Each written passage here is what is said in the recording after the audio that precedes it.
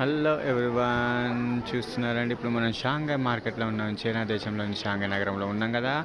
So అలా నడుస్తూ ఒక దగ్గరకు వచ్చాను హోటల్ నుండి. ఇక్కడ ఒక మార్కెట్ అయితే కనిపించింది. చూస్తున్నారా, ఎటు తిరిగినా జనాలే ఉన్నారు. ఇక్కడ అన్ని షాప్సే ఉన్నాయి, చిన్న చిన్న షాప్స్ ఇవ్వని ఏంటమ్మా ఇక్కడ అందరూ ఫోటోలు దిగుతున్నారు. వాటి ఇంకా హిస్టారికల్ ప్లేస్ వీడియో.